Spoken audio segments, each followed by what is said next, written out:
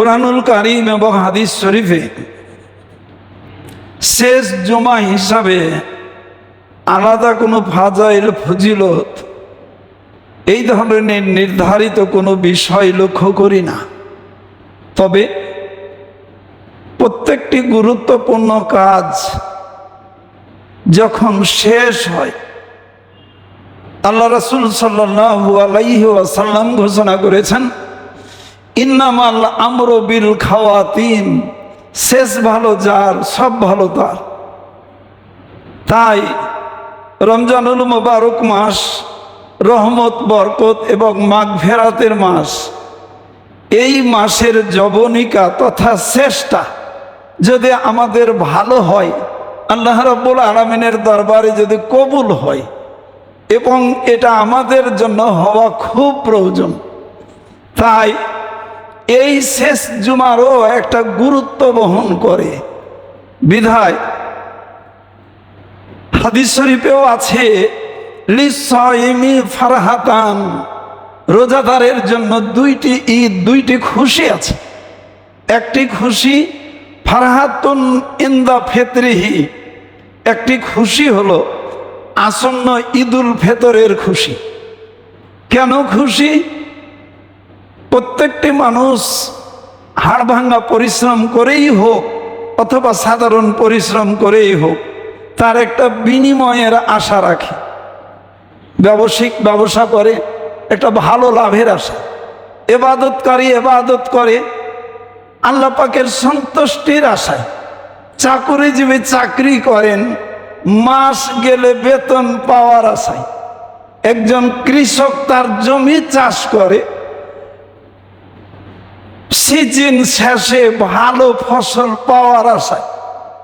এই জন্য আল্লাহ রাসূল সাল্লাল্লাহু আলাইহি ওয়াসাল্লাম ওনার পবিত্র বাণী রমজানুল মুবারক মাসে আল্লাহ পাক মেহেরবানি করে অনেক রহমত, অনেক বরকত, অনেক মাগফিরাত, অনেক ফয়জ, অনেক কল্যাণ এটা বান্দার জন্য বরাদ্দ রেখেছিলেন।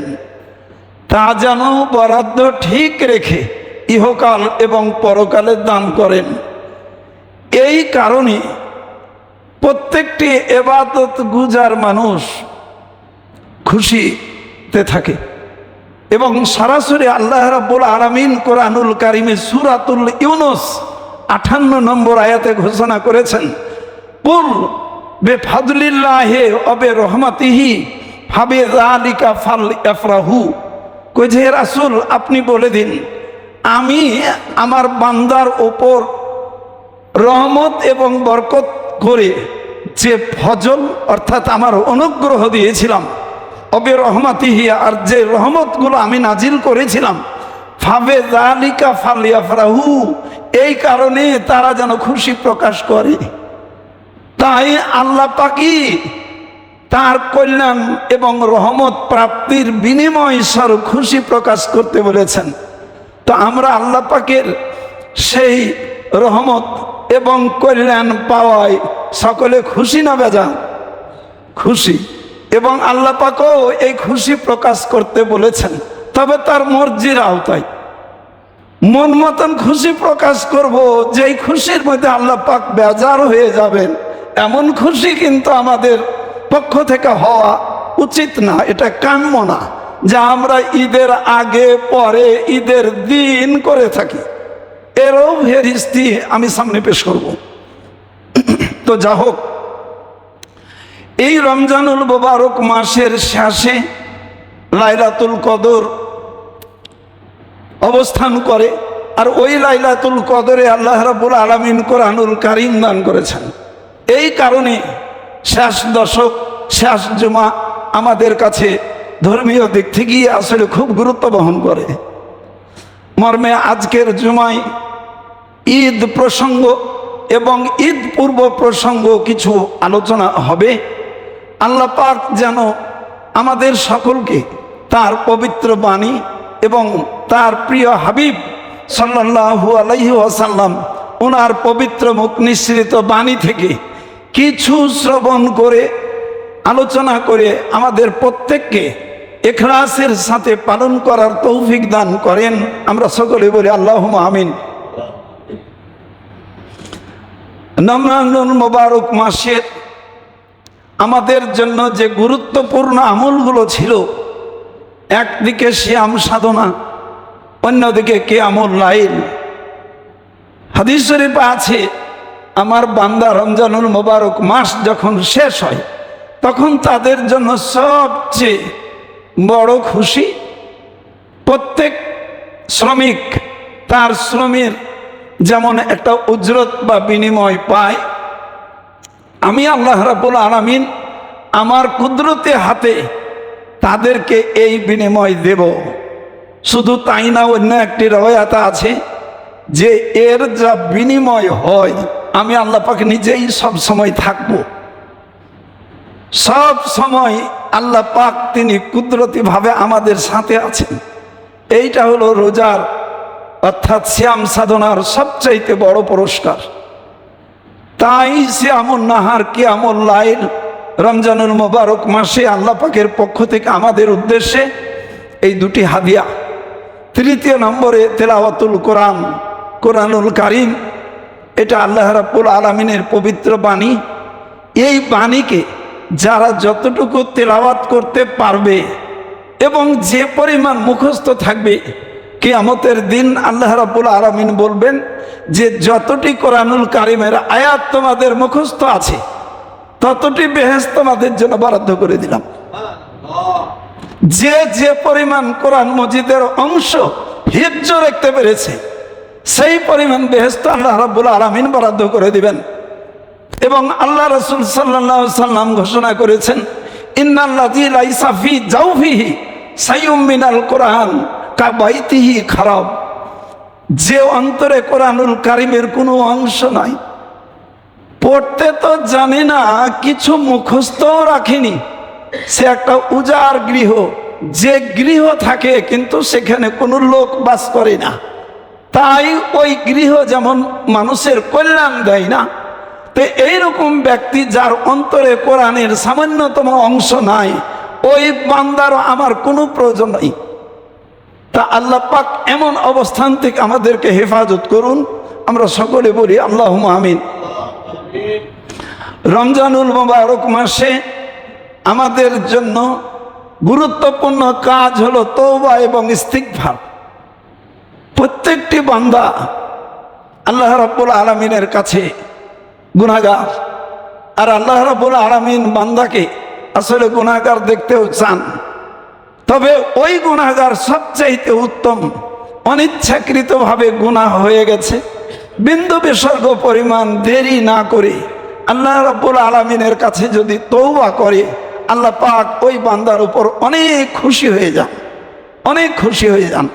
এই জন্য হাদিস শরীফে আছে, কুল্লু বানি আদামা খাতাউন, সমস্ত মানুষ গুনাহে জড়িত, ছোট্ট হোক বড় হোক গুনাহ আছে। ও খাইরুল খাত্তাইনা তাওয়াবুন, আর সবচেয়ে উত্তম গুনাহগার ওই ব্যক্তি যারা তওবা করে। তাই আল্লাহ পাকের কাছে যদি আমরা তওবা না করি তাহলে আল্লাহ পাকের খুব রাগ এবং গোসা হয়। এই জন্য আল্লাহ পাক হাদিসে কুদসিতে ঘোষণা করেছেন যে আমার মনে লাগে কোনো বান্দা কোনো সম্প্রদায় যদি আমার কাছে তওবা না করে, আমার মনে হয় ও জাতিকে আমি ধ্বংস করে দেই। তারপরে এমন জাতিকে আমি সৃষ্টি করি যারা ইচ্ছায় অনিচ্ছায় গুনাহ করার পর দ্রুত আমার কাছে তওবা করে। তবে আমাদের মনে রাখতে হবে যে আনুষ্ঠানিকভাবে তওবা পড়ানো আর তওবা করা এটা এক কথা নয়, এক কথা নয়। তওবার জন্য 6টি শর্ত আছে। এই শর্ত কয়টি যদি আমরা পালন না করি তওবা ঠিক তেমন হবে। অজুবিহীন ভাবে কোনো মানুষ যদি নামাজ পড়ে, নামাজ আদায় করে, আপনারা কি মনে করেন তার নামাজ কি হবে? এই ফতোয়া কিন্তু আমরা সবাই জানি। শুধু তাই না, অজুর যে 4টা ফরজ, একটা মুখমণ্ডল ধৌত করা, 2 হাত কোনই পর্যন্ত ধৌত করা, মাথা মাসে করা, পা ধৌত করা, 4টা ফরজ। অজু করতে গিয়ে যদি একটা ফরজ বাদ দিয়ে দিই, অর্থাৎ পা না ধুই, এমত অবস্থায় এসে যদি নামাজ আদায় করি তাহলে কি নামাজ হবে? তবুও হবে না। তো অজুর যেমন 4 ফরজের মধ্যে একটা ফরজ অর্থাৎ শর্ত কেউ যদি ছেড়ে দেন তাহলে যেমন ওযু হয় না, তার দ্বারা আদায়কৃত নামাজও হয় না। তওবার জন্য যে 6টি শর্ত আছে, এ 6টা শর্ত যদি পালন না করি তাহলে ওই তওবা আল্লাহ রাব্বুল আলামিনের দরবারে কবুলও হবে না। তাই ইমাম সাহেব বলেন যে আমরা এখন তওবা করব, সবাই 3বার ইস্তেগফার পড়েন। পড়ে নিলাম, আল্লাহ পাকের কাছে হাত তুলে মোনাজাত করলাম, লাইসা বিতওবাতিন, এটার নাম তওবা নয়। তওবা শব্দটি মাসদার, যার আবিধানিক অর্থই হলো অনুতপ্ত হওয়া, অনুশোচনা পূর্ণ হওয়া। এটা হলো আবিধানিক অর্থ। অর্থাৎ আল্লাহ পাকের সন্তুষ্টির বিরোধী, আল্লাহ পাকের মর্জির বিরোধী কিছু কাজ আমার দ্বারা হয়ে গেছে, তাই আমি লজ্জিত হয়ে গেছি, অনুতপ্ত হয়ে গেছি। আল্লাহ রাব্বুল আলামিনের দরবারে তখন যে তওবা করতে হবে, 1 নম্বর শর্ত হলো লজ্জিত হতে হবে, অনুতপ্ত হতে হবে যে আল্লাহ পাক খেয়ালে বেখেয়ালে আমার দ্বারা একটা গুনাহ হয়ে গেছে। আল্লাহ পাক, আমি সত্যি সত্যি আমি অনুতপ্ত এবং লজ্জিত, এটা আল্লাহ পাককে বলতে হবে। এই অনুভূতি আমাদের অন্তরে আসা। 2 নম্বর, যে গুনাহটা থেকে তওবা করতেছি, এই গুনাহটা পুনরায় করব না মর্মে আল্লাহ পাককে ওয়াদা তথা অঙ্গীকার দেওয়া যে আল্লাহ পাক, যে গুনাহ আমার দ্বারা হয়ে গেছে আমি এ গুনাহ পুনরায় আর করব না আল্লাহ পাক। এটা হলো 2 নম্বর। 3 নম্বর গুনাহ, 3 নম্বর শর্ত হলো যে ওই গুনাহটা তো বর্তমানে তাৎক্ষণিকভাবে আমি ছেড়ে দিলাম, ছেড়ে দিতে হবে। এটা হলো 3 নম্বর শর্ত। আমি ওই গুনাহ করতেই থাকছি, তওবাও করছি, করতেই থাকছি, তওবাও করছি, হবে না, তওবা কবুল হবে না। সুতরাং তাৎক্ষণিকভাবে ওই গুনাহকে ছেড়ে দিয়ে তওবা করতে হবে। 4 নম্বর হলো, যদি গুনাহটি আল্লাহ পাকের হক সম্পর্কিত হয়, অর্থাৎ আল্লাহ পাকের কোনো আদেশ ছিল পালন করতে পারিনি, এইটাকে আদায় করার ব্যবস্থা করা। 5 নম্বর শর্ত হলো, যদি অন্যায়টা কোনো বান্দার হক সংশ্লিষ্ট বিষয় হয়, কেউ হয়তো আমার কাছে 100টা টাকা পাবে কিন্তু আমি তাকে দিতে পারিনি, তাহলে ওই লোকটার কাছে এই টাকা পৌঁছে দিয়ে আসতে হবে। মওত পর্যন্ত যদি তাহাজ্জুদ নামাজ পড়িয়া তওবা তওবা মুখে জিকির করি, আল্লাহ রাব্বুল আলামিন কোনোদিনই হকুল ইবাদ ক্ষমা করবেন না। কত মানুষের কাছে কত না কে কার উপর পাওনা আছে, আদৌ এগুলো কোনোদিন ভ্রুক্ষেপ করি না। শুধু একটা রহমতের মশলার দিকে তাকিয়া, কি মশলা? কইছে যতই গুনাহ করুক না কেন বান্দা, আল্লাহর পাকের কাছে যদি ক্ষমা চায় আল্লাহ পাক ক্ষমা করে দেবেন। কথা ঠিক আছে, কিন্তু ব্যতিক্রম বান্দার হক ক্ষমা করবেন না, এটা কিন্তু জেনে রাখতে হবে। কোশ্চিন কালেও বান্দার হক তওবা করলে আল্লাহ পাক এটা ক্ষমা করবেন না, যতক্ষণ পর্যন্ত ওই সংশ্লিষ্ট ব্যক্তিকে এটা পরিশোধ করা না হবে। কাউকে যদি কষ্ট দিয়ে থাকি, তাহলে যতক্ষণ পর্যন্ত তার কাছে ক্ষমা চাওয়া না হবে, এটা যতক্ষণ পর্যন্ত করতে না পারবো, এই শর্তগুলো আমাদের সদা সর্বদার জন্য এটা পালন করা থাকা চাই। তাই আল্লাহ রাসূল সাল্লাল্লাহু আলাইহি ওয়াসাল্লাম, যিনি সাইয়্যিদুল মুরসালিন, সমস্ত নবীদের সর্দার, এবং শুধু আল্লাহ রাসূল না, পৃথিবীতে যত নবী যত রাসূল আম্বিয়া কেরাম আলাইহিমুস সালাম আগমন করেছিলেন, তারা প্রত্যেককেই মাসুম ছিলেন, মানে নিষ্পাপ ছিলেন, তাদের কোনো পাপ ছিল না। এরপরেও আল্লাহ রাসূল সাল্লাল্লাহু আলাইহি ওয়াসাল্লাম তিনি প্রত্যেক দিন 70 বার করে তওবা করতেন। কতবার? 70 বার। অন্য একটি রাওয়ায়াতে 100 বারের কথা উল্লেখ আছে। তাহলে যিনি আমাদের নবী, যিনি আমাদের রাসূল, তিনি প্রতিদিন যদি 70 থেকে 100 বার করে তওবা করেন, আমরা কবার করে করি? কি বলেন? কবার করি? তাই প্রত্যেকটি ওয়াক্তে নামাজ আদায়ের পর কিছু তাসবিহ তাহলিল এটা আদায় করতে হবে। আল্লাহ রাসূল সাল্লাল্লাহু আলাইহি সাল্লাম নামাজ হয়ে গেলে তিনি কিছুক্ষণ অপেক্ষা করতেন। এই সময়গুলোতে কিছু জিকির আজগার আছে, এই জিকির আজগারগুলো আদায় করতে হয়। তার মধ্যে অন্যতম জিকির আজগার হলো আস্তাগফিরুল্লাহ রাব্বি মিন কুল্লি যামবিন ওয়া আতুবু ইলাইহি। এতটুকু কথা যদি সর্বসাধারণের মুখস্থ নাও থাকে, শুধু যদি বলি আস্তাগফিরুল্লাহ আস্তাগফিরুল্লাহ আস্তাগফিরুল্লাহ আস্তাগফিরুল্লাহ, খালি এতটুকু যদি বলতে পারি তাহলেও আল্লাহ রাব্বুল আলামিন সন্তুষ্ট হয়ে যাবেন। তাই তওবা এবং ইস্তিগফারের এত মূল্য যা বলে শেষ করা যাবে না। এবং এই তওবা এবং ইস্তিগফার দ্বারাই বান্দা আল্লাহ রাব্বুল আলামিনের নৈকট্যবর্তী হয়ে যান। এই জন্য আমি কি গুনাহ করেছি, আমি কি অন্যায় করেছি, পৃথিবীর কোনো মানুষ জানে না, কিন্তু আমার বিবেক জানে আমি কি অন্যায় করেছি।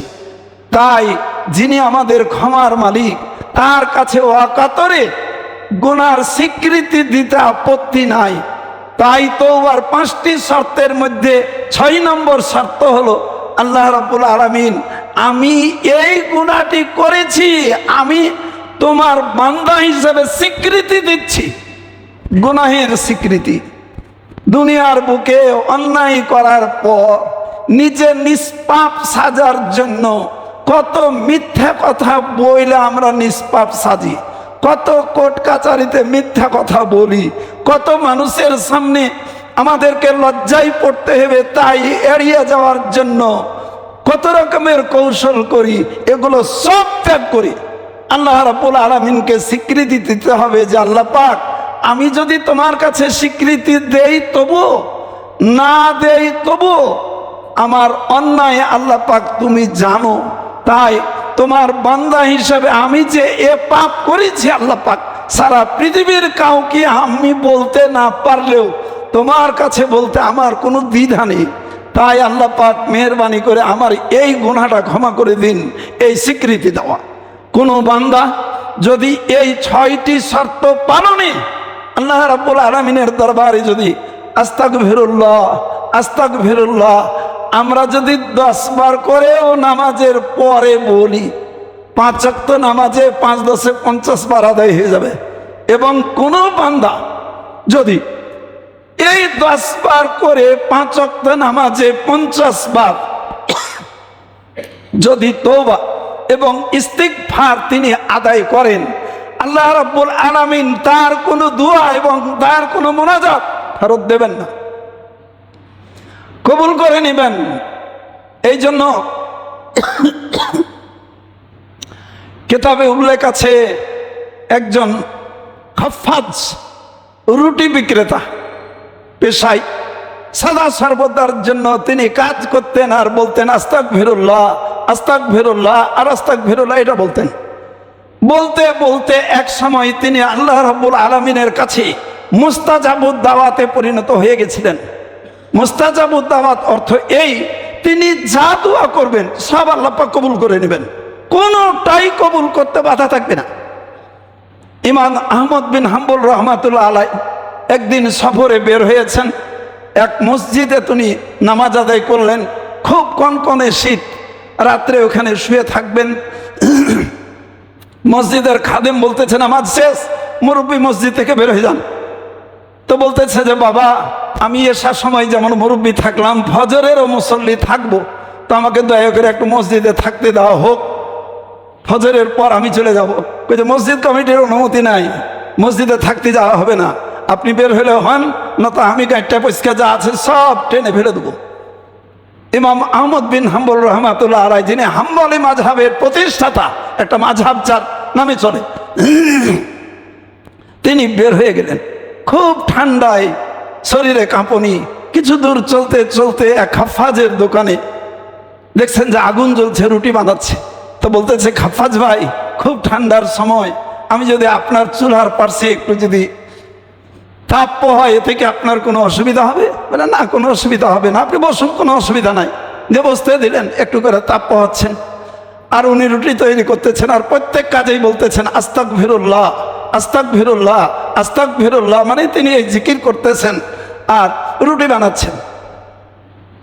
তো তিনি চিন্তা করছেন যে আমি তো হাদিসের বড় মুহাদ্দিস, আর এই বেটা তো শুধু আস্তাগফিরুল্লাহ বলে, ব্যাপারটা কি? তো বলতেছে খাফা যায়, তুমি যে শুধু আস্তাগফিরুল্লাহ খালি বলতেই আছো, কি ব্যাপার, কেন এরকম বলতেছো? তো বলতেছে যে মাওলানা সাহেব, অন্যান্য ইবাদত বন্দেগী আল্লাহ পাক যা বলেন সেগুলো করি, আর আমি তওবা আর ইস্তেগফারের নিয়াতে শুধু আস্তাগফিরুল্লাহটা এই কারণে করি যে আল্লাহ পাক আমার উপর সন্তুষ্ট হয়ে গেছেন আর আমার দোয়া আল্লাহ পাক সব কবুল করে নেন। কইছে তাই? কইছে পৃথিবীতে এমন কোনো দোয়া নাই যে আল্লাহ পাক কবুল করেননি, সমস্ত দোয়া কবুল করে নিয়েছেন, কিন্তু একটা দোয়া বাকি আছে। সেই দোয়াটা হলো আমি আল্লাহ পাকের কাছে দোয়া করেছি যে আল্লাহ পাক এই জামানার বড় মুহাদ্দিস বড় ইমাম আহমদ বিন হাম্বল রহমাতুল্লাহ আলাই, যতদিন পর্যন্ত তার সাথে দেখা না হবে এবং তার কপালে একটা চুমু দিতে না পারবো, আল্লাহ পাক তুমি আমার মওত করিও না। তো এই দোয়াটা বাকি আছে শুধুমাত্র। কেন জানি আল্লাহ পাক এই দোয়াটা কবুল করতে বিলম্ব করছে, আমি কিছুই বুঝি না। ইমাম আহমদ বিন হাম্বল রহমাতুল্লাহ উঠে গিয়ে বলতেছে যে দেখো এই দোয়াটাও আল্লাহ পাক কবুল করে নিয়েছেন, তোমাকে ইমাম আহমদ বিন হাম্বল রহমাতুল্লাহ আলাইহির সাথে দেখা করতে যেতে হয় নাই, আল্লাহ রাব্বুল আলামিন তোমার সাথে দেখা করার জন্য ওই মসজিদের খাদেম আমাকে মসজিদে থাকতে দেয়নি, বের করে দিয়েছে। তাই তার কপালে চুমু দিলেন। আমাদের কত রকমের ওজোর আপত্তি থাকে, কিন্তু আমরা তো জানি যে আমরা কত বড় আবেদ, আমরা কত বড় নেককার, কত বড় গুনাহগার, এটা আমরা সবাই জানি। তাই এই রমজানুল মুবারক মাস সহ অন্যান্য মাসেও আল্লাহ রাব্বুল আলামিনের কাছে ওয়াকাতরে গুনাহের স্বীকৃতি দিয়ে এই তওবা এবং ইস্তিগফার করা আমরা ছাড়বো না। প্রত্যেক নামাজের পরে আমরা অন্তত পক্ষে 10 বার আস্তাগফিরুল্লাহ আস্তাগফিরুল্লাহ আস্তাগফিরুল্লাহ এই কথাটুকু তো বলতে পারবো ইনশাআল্লাহ। আল্লাহ পাক আমাদের তৌফিক দান করুন।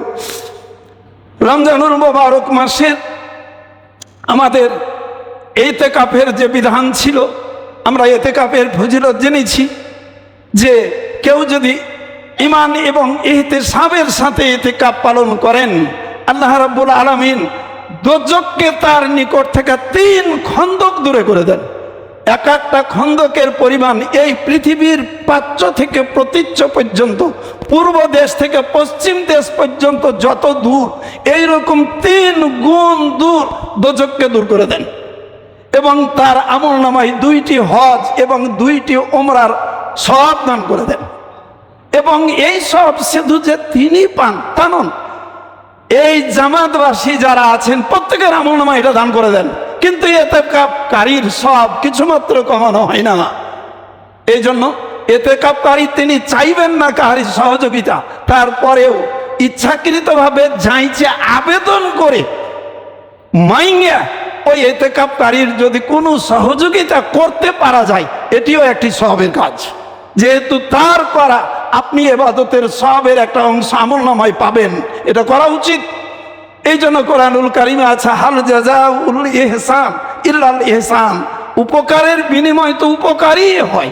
তাই ইসলাম ধর্ম ঠিক এরকমই যে আল্লাহ রাসূল সাল্লাল্লাহু আলাইহি সাল্লাম হাদিস শরীফে ঘোষণা করেছেন আদ-দীনুন নাসিহা, ইসলাম ধর্ম পরস্পরের কল্যাণই কামনা করা, এবং পরস্পরের যদি কল্যাণ কামনা করতে না পারি, তিনি যতই ইবাদত বন্দেগী করুক আল্লাহ রাব্বুল আলামিন তা কবুল করবেন না।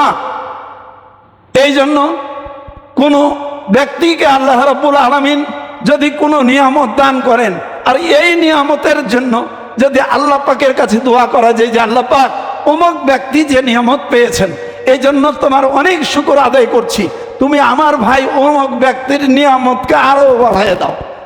ও নিয়ামত পেয়েছে, আর ওর জন্য আপনি যদি বলেন যে আল্লাহ পাক আমার ভাই অমুক ব্যক্তির জন্য নিয়ামতকে আরো বাড়ায় দাও, তো সমস্ত ফেরেশতা আল্লাহ পাকের কাছে দোয়া করে যে আল্লাহ পাক যেই ব্যক্তি তার ভাইয়ের জন্য এই নিয়ামত বৃদ্ধির দোয়া করতেছে, আল্লাহ পাক তাকে পরে দাও, যে দোয়া করছে তাকে আগে দাও, তাকে আগে দাও।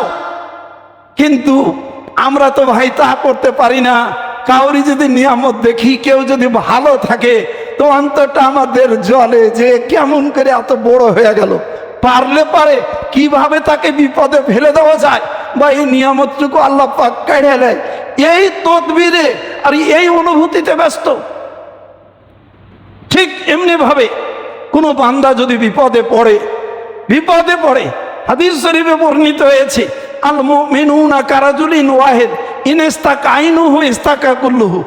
কোনো একটি বান্দা যদি কোনো ধরনের বিপদে পড়ে, অন্ততপক্ষে যে পরিমাণ আপনার সাধ্যে কুলায়, একটু হলো তাকে সহযোগিতায় অংশগ্রহণ করুন। কারণ সারা পৃথিবীর মুমিন মুসলমানগণ একটি দেহের মতো। আমাদের একটি আঙ্গুল যদি কোনোভাবে আঘাতপ্রাপ্ত হয়ে জর্জরিত হয়ে যায়, সারা দেহ কাতর হয়ে যায়। তাই আমাদের সমবেদনা এবং এই কাতরতা প্রকাশ করা উচিত। কিন্তু আমরা কি মনের অধিকারী, কেউ যদি বিপদে পড়ে ইন্নালিল্লাহ না বলে ক্ষেত্র বিশেষে অনেক মুসলমান ভাইয়ের মুখ দিয়ে বাহির হয় আলহামদুলিল্লাহ, কই যে পুরস্কারটা ভালোই হয়েছে, যেমন দুষ্ট তেমন তার ফল পেয়েছে। কি বলেন? এরকমই কিন্তু মনে করি। আপনি যতই নামাজ পড়েন, যতই রোজা করেন, যতই ধর্মের ইবাদত বন্দেগী করেন, লা তুকবালু আনকুম, আল্লাহ রাব্বুল আলামিন আপনার এই ইবাদত বন্দেগী কবুল করবেন না। তিরমিজি শরীফের হাদিস আছে, আমি তামিমুদ দারি মালা ক্বালা রাসূলুল্লাহ সাল্লাল্লাহু আলাইহি ওয়াসাল্লাম আদ-দীনুন নাসিহাতু বিলা লিমান ক্বালা লিল্লাহি ওয়া লিরাসূলিহি ওয়া লিল কিতাব ওয়াল আইম্মাতি ওয়া আম্মাতুল মুসলিমিন।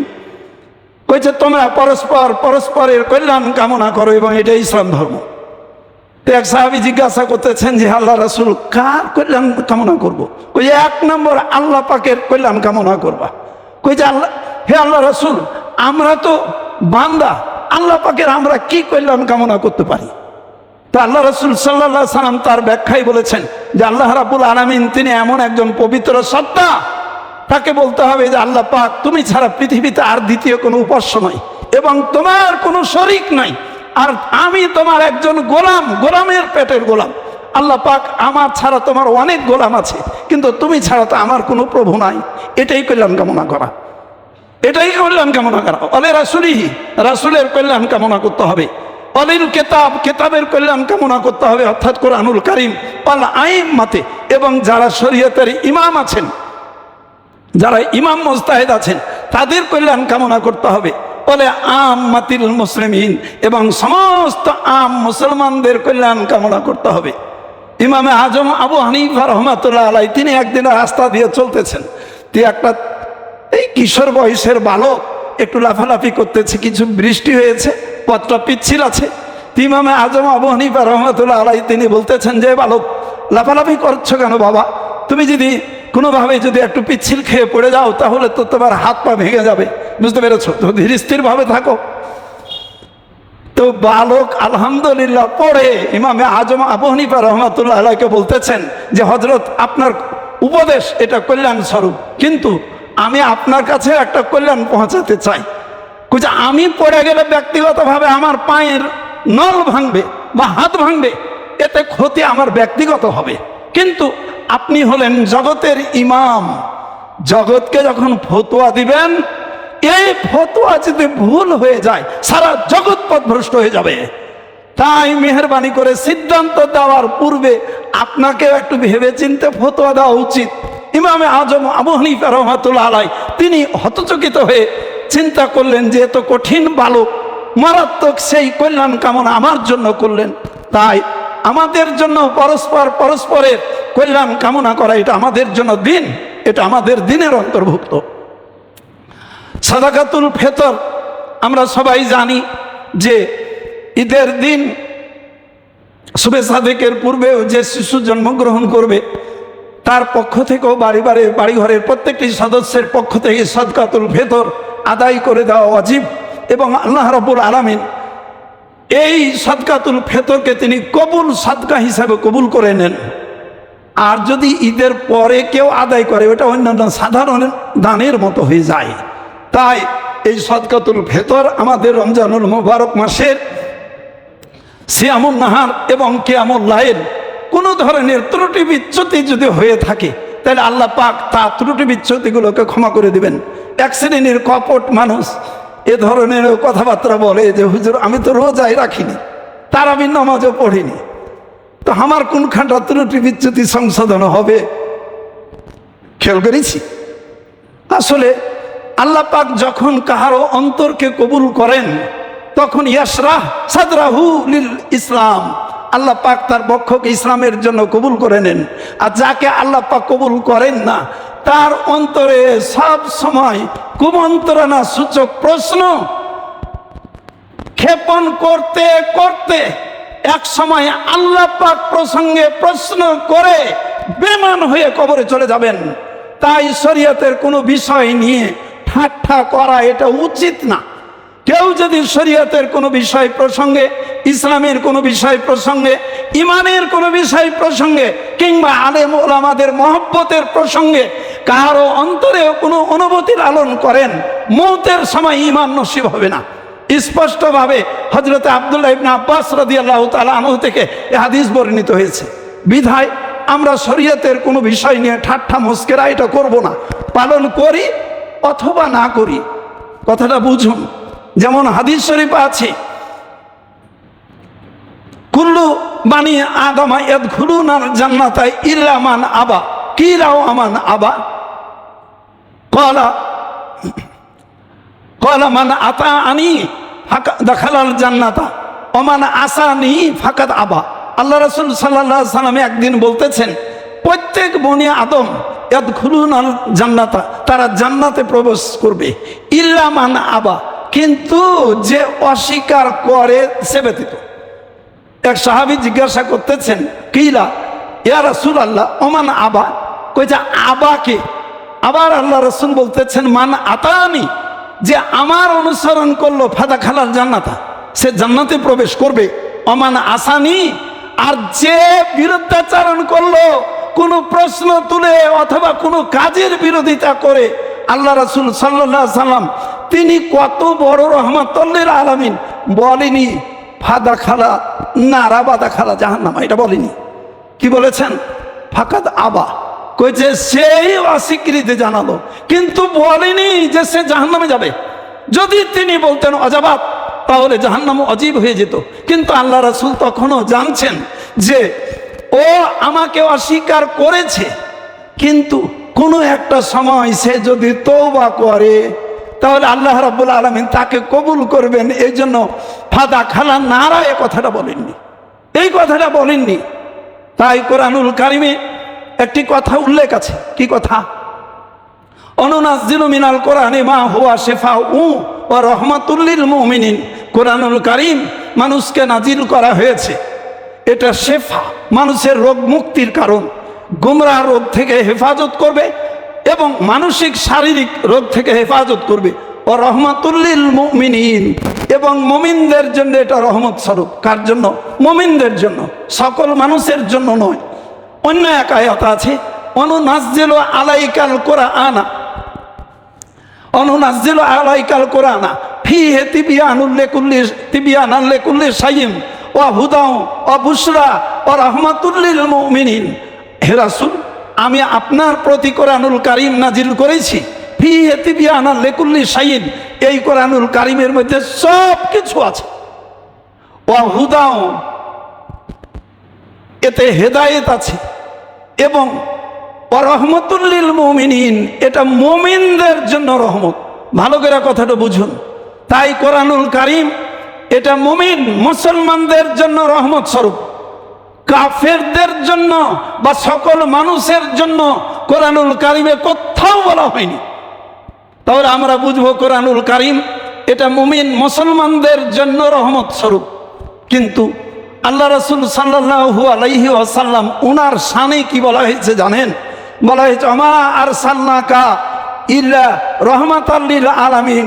হে রাসূল, আপনাকে পৃথিবীর সারা জাহানের রহমত স্বরূপ প্রেরণ করেছি। রহমাতুল লিল মুমিনিন, এর যে গণ্ডি এটা মুমিনের মধ্যে সীমাবদ্ধ, আর রহমাতুল লিল আলামিন সারা জাহানের জন্য রহমত স্বরূপ, এর যে পরিধি এটা অনেক ব্যাপক এবং প্রশস্ত।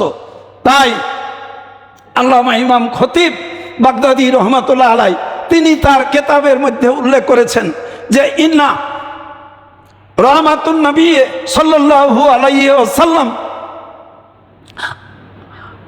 আওসাও মিন রহমাতিল কোরআন, কোরআনুল কারিমে যে পরিমাণ রহমত বিদ্যমান তার চাইতে কোটি কোটি কোটি গুণ আল্লাহ রাসূল সাল্লাল্লাহু আলাইহি সাল্লামের রহমত বিরাজমান। বুঝতে হবে। তাই আল্লাহ রাসূল সাল্লাল্লাহু আলাইহি ওয়াসাল্লাম ওনার প্রতি মহব্বত এবং ওনার অনুসরণ আর তার প্রতি দুরূদ পাঠ, এটা আল্লাহ পাক আমাদেরকে তার নৈকট্যবর্তী করে দেবেন। তাই আমরা যে কোনো ধরনের ইবাদত করি, ইবাদতের আগে অথবা পরে, নামাজেও দেখুন দুরূদ শরীফ পড়তে হয়। নামাজ হয়ে গেল মুনাজাত করব, মুনাজাতের আগেও একবার দুরূদ শরীফ পড়ি, মুনাজাতের মধ্যেও একবার দুরূদ শরীফ পড়ি। হাদিস শরীফ আছে কোনো বান্দা আল্লাহ রাব্বুল আলামিনের কাছে যদি দোয়া করেন আর ওই দোয়াই যদি আল্লাহ রাসূল সাল্লাল্লাহু আলাইহি সাল্লামের প্রতি দুরূদ পাঠ না করা হয়, আকাশ এবং জমিনের দরমিয়ানে ঝুলন্ত থাকে, আল্লাহ রাব্বুল আলামিন ওই দোয়া কবুল করেন না। তাই আমার প্রত্যেকটি মুসল্লিয়ানে কেরামকে আমি বলবো যে আমাদের ইবাদত বন্দেগীর আগে পরে দোয়ার আগে কমপক্ষে একবার হলেও আমরা যেন দুরূদ শরীফ আদায় করি, তাহলে আল্লাহ রাসূল সাল্লাল্লাহু আলাইহি ওয়াসাল্লাম ওনার রহমত লাভে আমরা সক্ষম হব।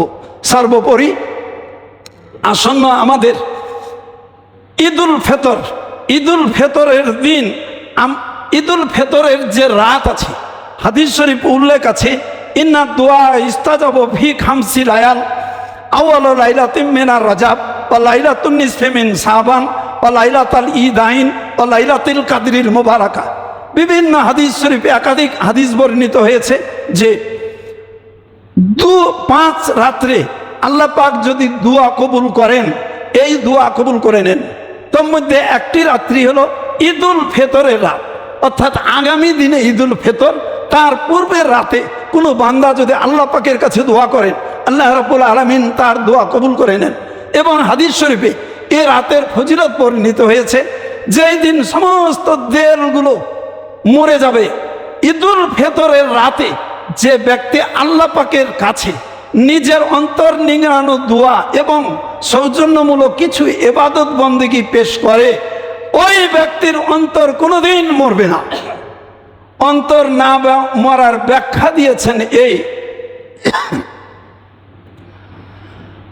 যখন কিয়ামত সংগঠিত হবে, যখন কিয়ামত সংগঠিত হবে প্রত্যেকটি মানুষের কোনো হুঁশ থাকবে না কি ঘটতেছে। ওই ব্যক্তির অন্তরকে আল্লাহ রাব্বুল আলামিন এমন ভাবে রাখতেছেন, কি ঘটতেছে তিনি সব জানবেন, তিনি সব জানবেন। এবং মৌতের সময় যখন দগ্ধাতুল মৌত উপস্থিত হবে, অনেকেরই দেখা যায় অচৈতন্য অবস্থা চলে আসে। ওই সময় খেয়াল থাকে না যে আমি কি অবস্থায় আছি। দুঃখের বিষয় অনেকে কলমাটাও অন্তরে নসিব হয় না। তাই ওই মৌতের সময় তার হুঁশ হারাবে না, এবং মৌতের সময়ে বহাল হুঁশে এই কালিমা পড়তে পড়তে তার ইন্তিকাল হবে। যদি ঈদের 2 রাতে কেউ ইবাদত বন্দেগী এবং তওবা ইস্তেগফার আল্লাহ পাকের দরবারে যদি করে, তাই ঈদের দিন কিছু কিছু আমাদের সুন্নত আমল আছে যেগুলো আমাদের ইসলামের তরিকায় করা উচিত। 1 নম্বর হলো খুব ভোরে ঘুম থেকে উঠা, 2 নম্বর মহল্লার মসজিদে ফজরের নামাজ আদায় করা, 3 নম্বর মিসওয়াক করা, 4 নম্বর হলো গোসল করা, সামর্থ্য অনুযায়ী নতুন কাপড় পরিধান করা। কারো যদি নতুন কাপড় না থাকে, পুরাতন কাপড়কে ধুয়ে পরিধান করলেও আল্লাহ রাব্বুল আলামিন সুন্নতের সমপরিমাণ সওয়াব দান করবেন। আতর ব্যবহার করা। 7 নম্বর নামাজের পূর্বে সাদকাতুল ফিতর আদায় করা। 8 নম্বর হলো খুরমা খেজুর যদি থাকে আলহামদুলিল্লাহ, বিজোড় সংখ্যক খুরমা খেজুর খাওয়া। যদি না থাকে তাহলে যে কোনো মিষ্টি জিনিস এটা খাওয়া। ঈদগাহে যদি সম্ভব হয়, কোনো অসুবিধা না হয়, পায়ে হেঁটে ঈদগাহে যাওয়া। যেই পথ দিয়ে ঈদগাহে যাব, রাস্তা পরিবর্তন করে অন্য পথ দিয়ে বাড়ি ফিরে আসা, সকাল সকাল ঈদের নামাজে গমন করা। আর ঈদগাহে ওজর না থাকলে ঈদগাহে ঈদের নামাজ আদায় করা। আর আল্লাহু আকবার, আল্লাহু আকবার, লা ইলাহা ইল্লাল্লাহু আল্লাহু আকবার আল্লাহু আকবার ওয়ালিল্লাহিল হামদ। ঈদের দিন এই তাকবীরটি মাঝে মধ্যে একাধিকবার পড়া, শরীয়তের সীমার মধ্যে খুশি প্রকাশ করা, এবং ঈদের দিন যত রকমের আত্মীয় আছে, কার সাথে কলহ আছে, কার সাথে কলহ নাই, কার সাথে বিবাদ আছে, কার সাথে বিবাদ নেই, সব ভুলে গিয়ে নিজের যতগুলো আত্মীয় স্বজন আছে একটু পারলে দেখা করেন। যদি কোনো বিবাদ থাকে তাহলে আমরা মিটায়ে ফেলি। তাই হাদিস শরীফ আছে, কোনো বান্দা যদি তার নিজের দুই ভাইয়ের মধ্যে বিবাদ মিটায়ে ফেলেন, আল্লাহ রাব্বুল আলামিন তার উপর এতটুকু খুশি হন যে হযরত আব্দুল্লাহ ইবনে মাসউদ রাদিয়াল্লাহু তাআলা আনহু তিনি মসজিদে ইতিকাফরত অবস্থায় আছেন। এক সাহাবী তাকে বলতেছেন, হে আব্দুল্লাহ ইবনে মাসউদ, দুই ব্যক্তির বিবাদ মিটানোর দরকার তো আপনার তো খুব দরকার ছিল, তো আপনি তো ইতিকাফ অবস্থায় আছেন, সুতরাং আপনি তো যেতে পারবেন না। তো তিনি বলতেছেন যে আমি ইতিকাফ ছেড়ে দুই ব্যক্তির বিবাদের মীমাংসা করার জন্য চলে যাব। আমি আল্লাহ রাসূল সাল্লাল্লাহু আলাইহি সাল্লামের কাছে শুনেছি, কোনো মানুষ দুটা মানুষের মধ্যে যদি বিবাদ মিটায় দেন, আল্লাহ রাব্বুল আলামিন তার 40 বছরে 40টি ইতিকাফের সমতুল্য সওয়াব দান করবেন। কিন্তু ভাইজান, আজকে আমাদের ভাই ভাই মিল নাই সামান্য স্বার্থের জন্য, ভাই বোনে মিল নাই সামান্য স্বার্থের জন্য, নিজের বাবা মায়ের খোঁজ খবর নাই সামান্য স্বার্থের জন্য। কিন্তু চোখটা বন্ধ হলে আমরা বুঝতে পারবো যে আমাদের কি পরিণতি। সেই দিন হাজারো কান্নাকাটি করে আর আফসোস করে আল্লাহ পাকের দরবারে কোনো লাভ হবে না। তাই এই দুনিয়াটা হলো আখেরাতের কৃষি ক্ষেত্র। এখানে যদি আমরা শস্য ক্ষেত্র তৈরি করতে না পারি, পরকালে আমরা কোনো ফসল পাবো না। তাই আমরা প্রত্যেকের সাথে যত বিবাদ আছে এগুলো মিটাই ফেলবো। বিশেষ করে ঈদের দিন আমরা দেখছি, ঈদের রাতে সারা রমজান মাস দাঁড়িয়ে রাখেন, কোনো আপত্তি নাই, ঈদের রাতে সুন্দর করে যায় বুঝতে পারলেন একবারে সেভ করে ফেলি যে রমজান মাসের হক আদায় হয়ে গেছে, বেশ কয়েকটা ক্রয় করে ফেলেছি, সুতরাং আজ ছাপ্পা হয়ে যাব। দয়া করে রমজান মাসের একটু আসরটি আমাদের মধ্যে রাখি, এবং যেগুলো অবৈধ খেলাধুলা এগুলো থেকে বেঁচে থাকা, এবং বিভিন্ন রকমের ঈদের রাতে এই যে লাইটিং করা, বিভিন্ন রকমের আলোকসজ্জা করা, এগুলো আমাদের জন্য উচিত না। এবং দেখা যায় বিভিন্ন রকমের শরীয়ত বিরোধী যে সমস্ত খেলা যেগুলোতে গোনা হয়, অযথা বিভিন্ন আড্ডাখানায় বিভিন্ন গীবাত, এই সমস্ত বিষয় থেকে আল্লাহ পাক যেন আমাদের ফিরায় রাখুন। সর্বোপরি রমজানুল মোবারক মাসে সিয়ামুন নাহার, কিয়ামুল লাইল এবং যত বরকত আছে আল্লাহ রাব্বুল আলামিন আমাদের পক্ষ থেকে যেন কবুল করেন। আমাদের ত্রুটি বিচ্যুতিগুলোকে আল্লাহ পাক যেন সব মার্জনা করে দেন। আমরা সবাই বলি আল্লাহুম্মা আমিন। আসসালামু আলাইকুম।